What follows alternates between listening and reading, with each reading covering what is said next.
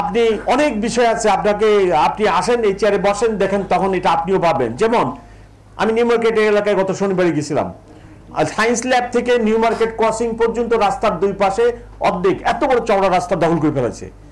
আমি তখন new market থানায় যে বসে খোঁজ খবর নিলাম। আমি এসি ট্রাফিককে ডাকলাম, ওসিকে ডাকলাম, ডেকে কথা বললাম।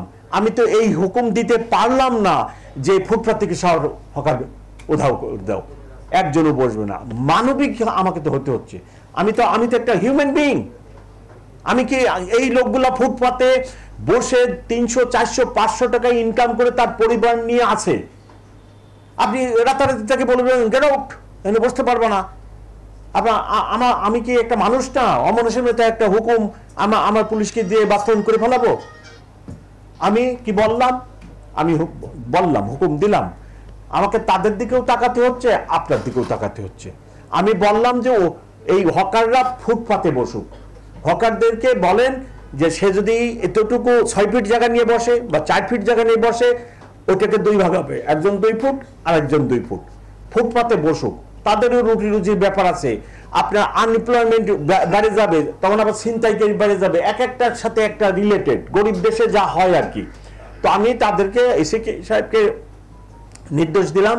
পরবর্তীতে আমার এডিশনাল কমিশনারকেও আমি পরের দিন সকালে ডেকে বলছি যে ওইখানে রাস্তাটা ফুটপাত হকাররা দখল করবে না, রাস্তাটা দখল করবে না, কিন্তু ওরা ফুটপাতে থাকুক। আপনারা একটা হিসাব নেন, কত লক্ষ লোক আপনার এই রাস্তায় হকারি করে জীবন ধারণ করতেছে। আমি বিশাল এক অফিস, এয়ার কন্ডিশন গাড়ি, এয়ার কন্ডিশন বাসায় থাকি, আর আমার স্বপ্নটাও ওইভাবে রাখবো, হয় না। আমার ওই হকারের দিকে তাকাইতে হবে।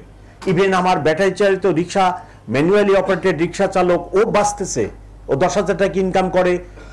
রিক্সা চালকের গ্যারেজের উপরে দেখবেন শেড করা থাকে, গ্যারেজের উপরে ঘুমায়, নিচেই রিক্সা, ওখানে রান্না হয় ওনাদের লঙ্গরখানার মতো। ওই রিক্সা চালক ওইখানে 150 টাকা বা এরকম সামথিং দিয়ে 3 বেলা খায়।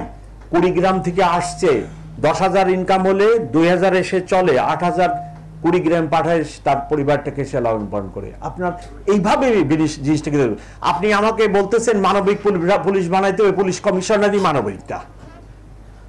পুলিশ কমিশনার একটা অমানবিক কাজ করে বেড়ায়। আমাদের কিন্তু এইসব ভাবতে হবে। আপনি বললেই হকার উঠাই দিলেন, ওর পরিবারটা আছে না, 4-5টা লোক নিয়েও চলে না। সো এই সকল বিষয়াদের ভিতরে আমাদের একটা ম্যানেজমেন্ট গড়ে তুলতে হবে, যে ম্যানেজমেন্টের মাধ্যমে যাতে আমরা সামনে আগায় যেতে পারি।